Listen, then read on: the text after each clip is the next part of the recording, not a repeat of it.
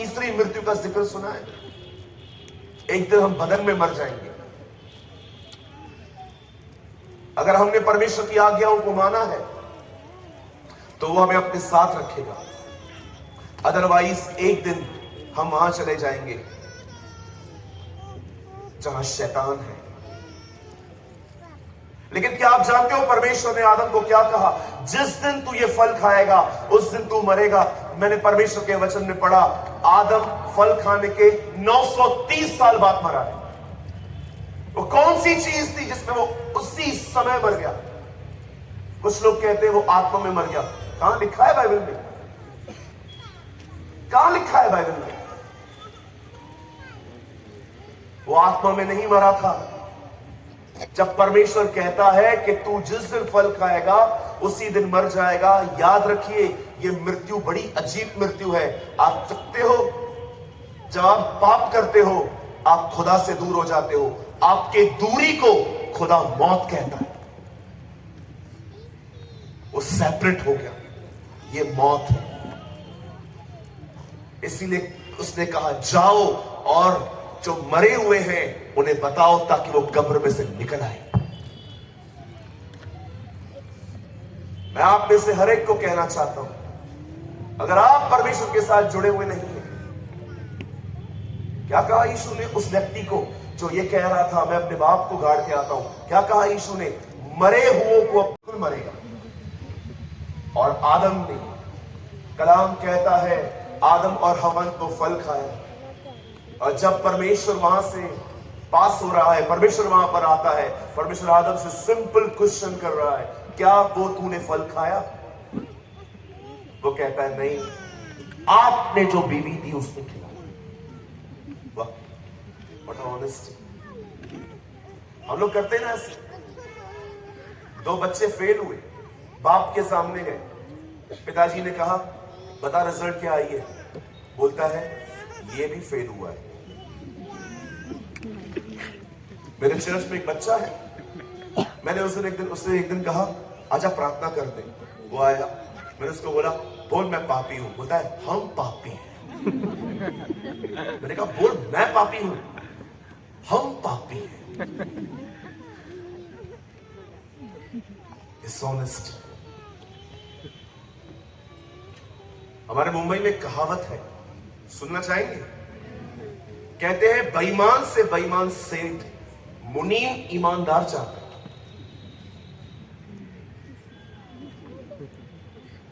मैं कितना भी बेईमान हूं, मेरा अकाउंटेंट जो है ना वो ऑनेस्ट होना चाहिए। कभी सुनी है आपने ये खबर? ये कहावत है हमारे बॉम्बे में, चाहे मैं कितना भी बेईमान हूं मुझे मुनीम ईमानदार चाहिए।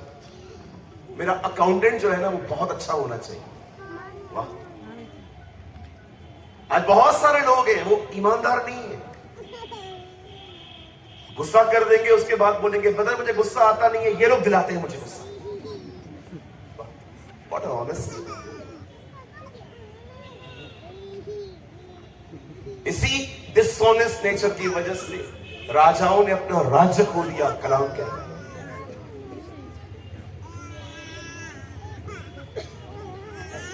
बाइबल बताती है परमेश्वर आता है और आदम से पूछता है आदम क्या वो तूने फल खाया? हाँ खाया, लेकिन ये औरत जो थी इसने खिलाया। और प्रभु औरत से पूछता है हवा आपने खाया? सांप ने खिलाया। सांप तूने? अच्छा हुआ और कोई नहीं था। तो वो भी ये बोलता है इसने खिलाया। देखा ब्लेम कैसे पास हो रहा था, कैसे शिफ्ट हो रहा था।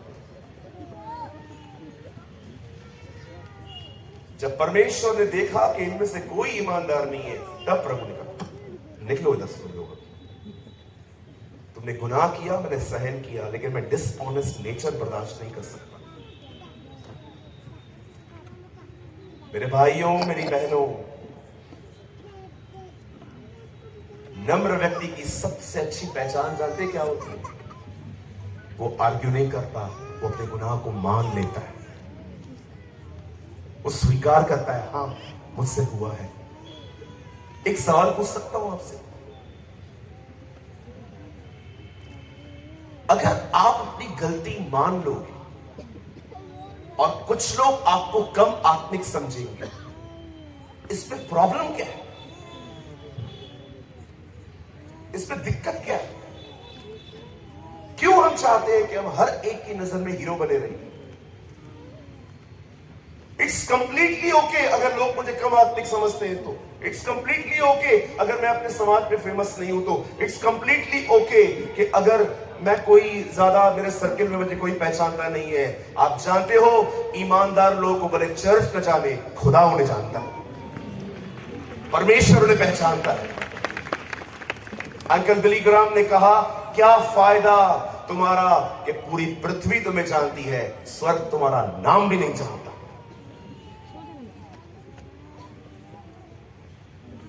बी ऑनेस्ट, ईमानदार बने, अपनी गलतियों को स्वीकारें। आपका नाम पेपर में नहीं आएगा अगले दिन, इसने सॉरी बोला इसको। हफ्ते हफ्ते कितने लोगों को देखता हूं, महीनों से महीनों, सालों तक अपने अंदर कड़वाहट लेके घूमते रहते हैं और सॉरी नहीं बोलते। मैं क्यों बोलूं? मैं क्यों बोलूं? What a pride you have.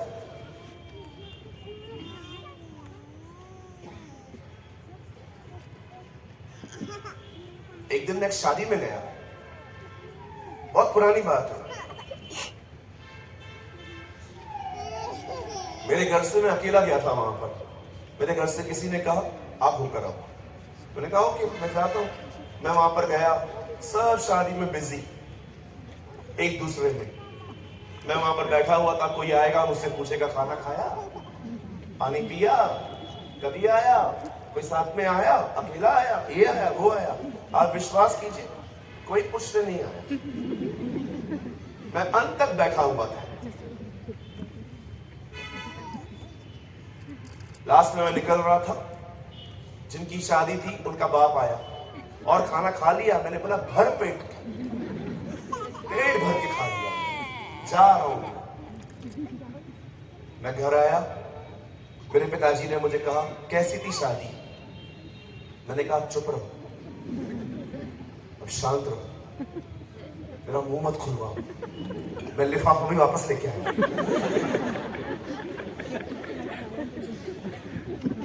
मैंने 1 रुपया नहीं दिया, पैसे नहीं दिए।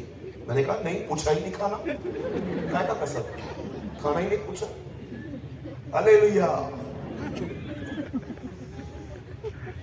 मैं घर पे आके बैठा, पूरा सबके प्रति नेगेटिविटी लेके आया, सबके प्रति कचरा लेके अंदर बैठा हुआ था। और मैं बैठा हुआ था, मुझे प्रभु ने कहा इज्जत के भूखे, तुझे किसी ने पूछा नहीं, कड़वा हो के आया। सूरज, इज्जत पाना बंद कर, देना शुरू कर। लोग है ना, मैंने लोगों को देखा है चर्च बदलते हुए, मैंने देखा है लोगों को, कलीसियाओं को बदलते हुए। जानते हो क्यों? डीप इनसाइड प्रॉब्लम क्या है? ऑनर नहीं मिला, इज्जत नहीं मिली।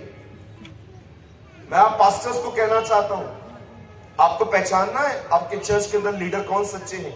2-3 महीने मिनिस्ट्री बंद करके देखो, आपको पता चलेगा आपके साथ कौन है।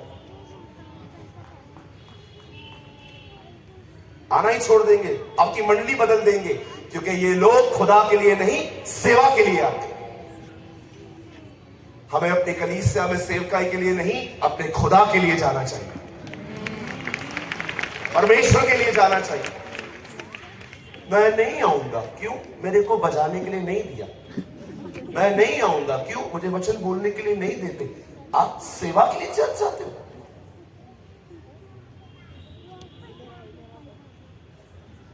मेरे चर्च के अंदर कोई दूसरा वक्ता आता है, मैं तब भी चर्च जाता हूं उसको सुनने के लिए।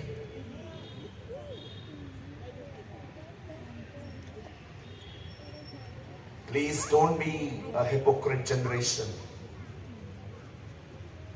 दाऊद कहता है, मैं आनंदित हुआ जब किसी ने मुझे कहा चलो प्रभु के घर को चले।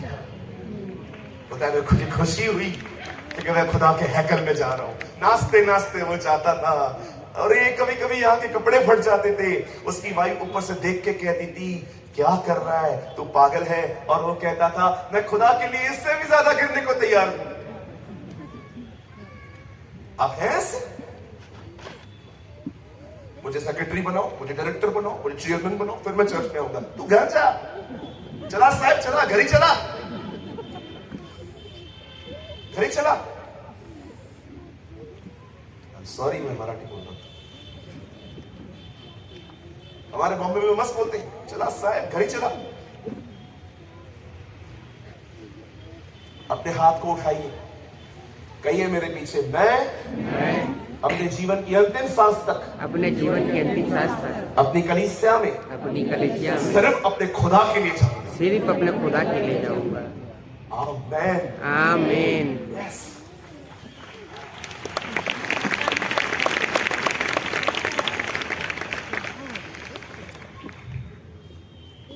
एक दिन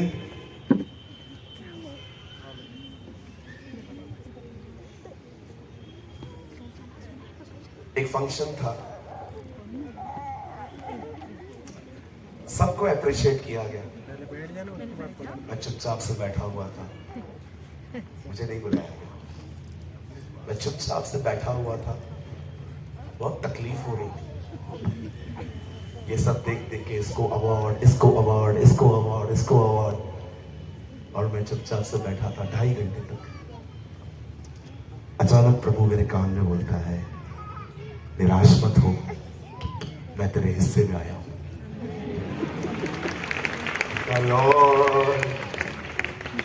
देखो यही चाहिए। मैं आप में से हर एक को कहना चाहता हूं, अरे क्यों भागते उन पोजीशंस के पीछे? वह हमारे हिस्से में आया है, वो हमारे झोली में आया है, काफी है। मेरा अनुग्रह तेरे लिए बहुत है। जानते हो, जब परमेश्वर ने सब कुछ बनाया, बनाने के बाद उसने जब देखा कि इन्होंने फल खाया, उसके बाद प्रभु आता है और उनसे वार्तालाप करता है। कोई अपना पाप मानने के लिए तैयार नहीं है। यू नो, वो परमेश्वर के लिए सबसे दर्द भरा दिन था। उसका घर उससे छीन लिया गया। मनुष्य उसके रहने की स्थान है। Man is the dwelling place of God. परमेश्वर का वचन कहता है इंसान दूर हो गया उससे। लेकिन याद रखिए, जब आदम परमेश्वर के घर से निकल रहा था, परमेश्वर ने उसे कहा, वेट एडम, ये बात याद रख, एक दिन एक बहन आएगी, उसमें से एक बीज आएगा, और याद रखना वह बीज शैतान को कुचल देगा। उसके बाद आप पढ़िए हमारे पाक कलाम में, बाइबल बताती है उत्पत्ति से लेके मलाकी तक सब लोग उसी बीज के लिए बात कर रहे हैं। कोई कह रहा था वो खून बहाएगा, कोई कहता था वो कुंवारी से जन्मेगा, कोई कहता था वो सूर्य है जिसकी धार्मिकता से इजराइल चंगी होगी, कोई कह रहा था कि वो मरेगा, कोई कह रहा था वो जी उठेगा। याद रखिए, हर नबी उसके लिए बात करता था। इसलिए 3 अध्याय में पतरस लोगों को कहता है, हर नबी यह गवाही देता है, जो उसके नाम पर विश्वास करेगा उसको पापों की क्षमा मिलेगी। मेरे भाइयों, मेरी बहनों, पापों की क्षमा पानी से धुलने से नहीं होती। एक दिन 2 लड़के पानी में नहा रहे थे। कोई गया वहां पर उनसे पूछने के लिए, भैया क्या कर रहे हो? उन्होंने कहा, हम पाप धो रहे हैं। उन्होंने कहा, ऐसा धुलेगा? बोला, हाँ बिल्कुल धुलेगा। अब ये भी सराहने थे। इन्होंने अपने हाथ में एक संदूक ली, अंदर कपड़े डाल दिए और हाथ में लकड़ी लेके उस संदूक को मारना स्टार्ट किया। इन दोनों ने कहा, क्या कर रहे हो? उन्होंने कहा, कपड़े धो रहे हैं। बोला, कपड़े ऐसे थोड़ी धुलते, इनको निकालो, वो तो अंदर है। उन्होंने कहा, वही तो हम समझा रहे, पाप तो अंदर है, बाहर से कहां धो रहे? पाप तो अंदर है, गुनाह तो आपके अंदर है। अंदर कहां से होगा? पाप कहां है? हमारे भीतर में है। जब इंसान ने पाप किया वो भीतर से पापी बना। बाइबल बताती है हर नबी उसके लिए बात करता था। और जानते हो एक दिन क्या हुआ?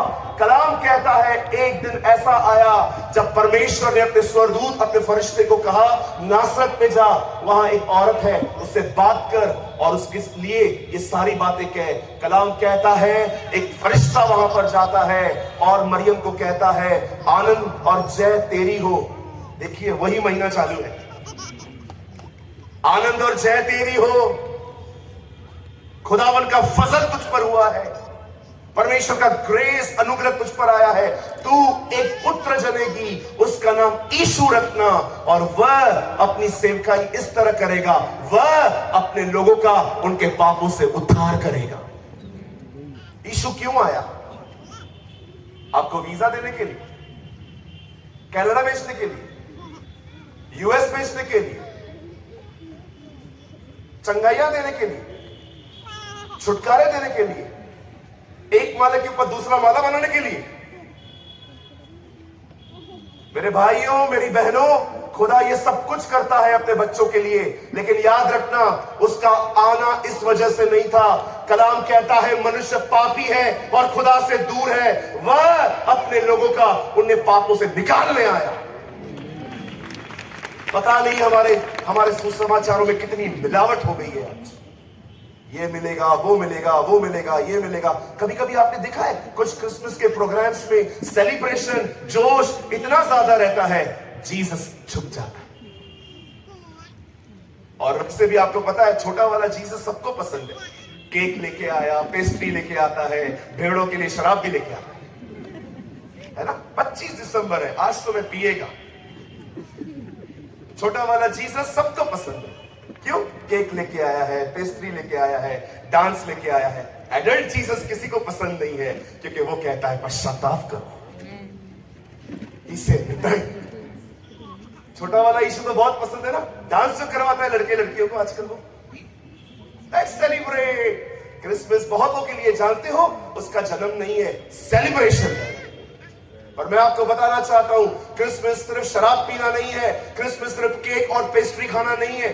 किसी ने मुझे कहा ब्रदर आप अपने चर्च के अंदर ग्रीन ट्री लगाते हो? मैंने कहा नहीं, हम नहीं लगाते। बोला क्यों?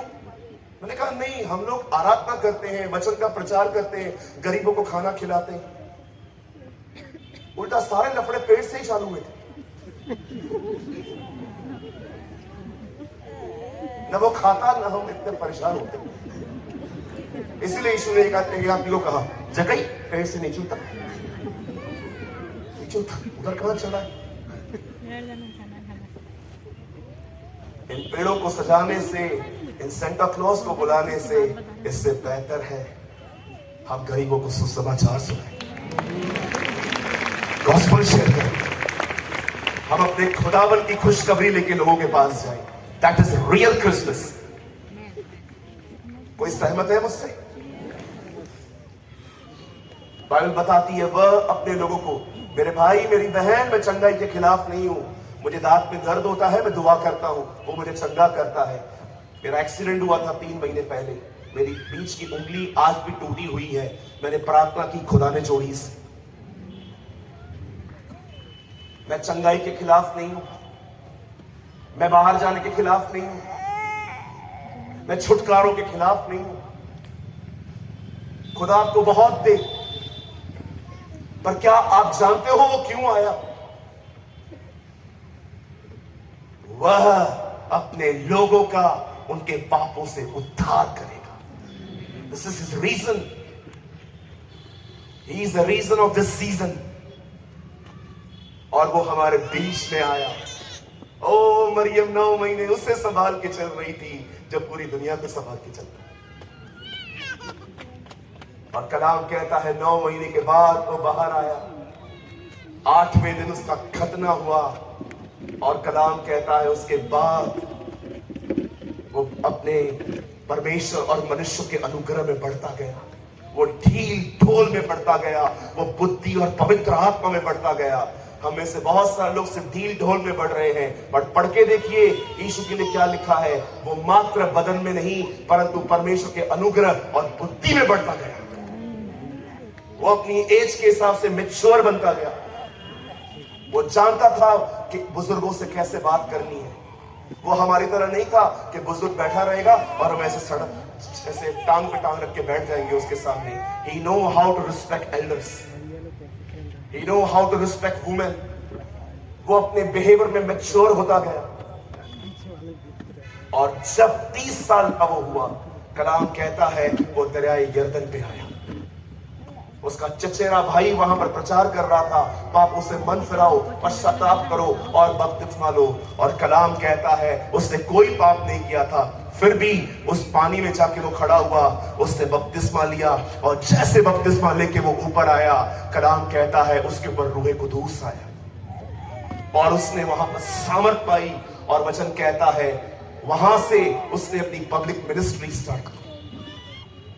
जानते हो, उसने अपनी सेवकाई जब शुरू की, उसने अपनी सेवकाई के अंदर एक जगह पर एक ऐसी बात कह दी जो बात ऐसे समझिए मुझे परमेश्वर बिलासपुर लेके आए हैं ये बताने के लिए। और इतनी नॉर्मल, इतनी कॉमन, इतनी सुनी हुई बात है, लेकिन मुझे लगता है बहुत कम हाईलाइट हुई है ये बात। एक दिन जब वो अपनी सेवकाई कर रहा था, कलाम कहता है उसके साथ चोर, व्यभिचारी, वैश्याएं, चुंगी लेने वाले, एक से एक गुनहगार उनके साथ बैठे हुए थे। ये वो लोग हैं जिनको आज हम अपनी चर्च में भी नहीं देखना चाहते। अगर ये लोग हमारे चर्च में आते तो हम लोग कहते हैं ये क्यों आए, जबकि हमारे खुदा की संगति ही इनके साथ थी। जब वो उनके साथ बैठा था, टिफिन शेयर कर रहा था, खाना खाता था वो उनके साथ, उनके